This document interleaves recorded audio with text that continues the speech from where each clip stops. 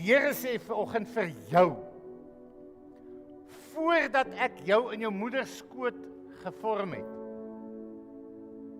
het ek jou geken. En voordat jy uit die liggaam voorgekom het ek jou geheilig. Ek het jou tot 'n profeet van die nasies gemaak. Halleluja. So ek wil hê, jy moet vanoggend net mooi terugsit en vir jouself hierdie vraag vra. Wat wil die Heilige Gees vanoggend vir my leer? En jy gaan seker nou wonder, wat het dit nou te doen met daai jet wat daar so is? Klein was tot in stand 3 toe, buite gespeel. Een van die dinge wat ons nogal gedoen het, was om jets te vou. Jy het verskillende jets gekry.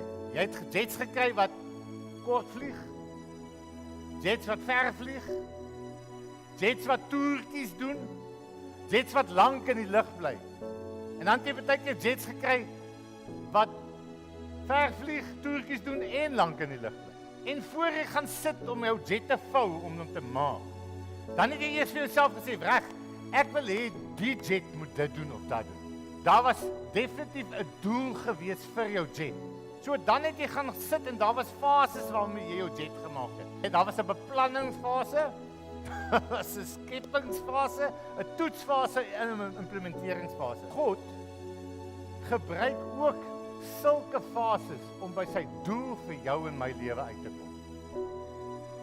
En as jy nou dink aan die skrif vanoggend wat ons gelees het, vir die Here was daar vir jou, né? Vir jou spesifiek as mens, was daar 'n beplanningsfase gewees. Daar was 'n skepingsfase, 'n toetsfase en 'n implementeringsfase wat plaasgevind het. Nou die eerste ding, die Here het 'n plan vir jou lewe. Hy is die een wat jou gedink het aan jou. Hy is die een wat jou gevorm het. Ons gaan nou daarby kom. So in die beplanningsfase, wat het gebeur? Dis wat die skrif Jeremia 1 vers 5 vandaan kom en ek wil dit met jou deel. Hy sê, voordat ek jou in moederskoot gevorm het ek jou geken. Met ander woorde, nog voor jou ma en jou pa mekaar geken het, wat sê die Here vir jou? Hy het jou geken. Something amazing to think about.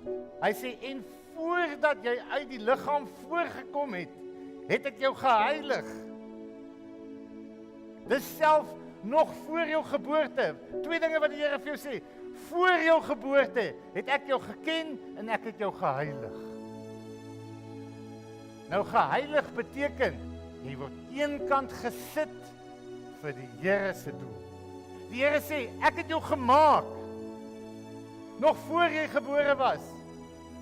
En ek het jou geheilig, ek het jou vir my eenkant gesing, en die Here noem 3 goed, hy sê, Jeremia hierso, hy sê, en ek het jou ek het jou tot 'n profeet van die nasies gemaak. Met ander woorde, nie net vir hom nie, maar ook vir my en vir jou.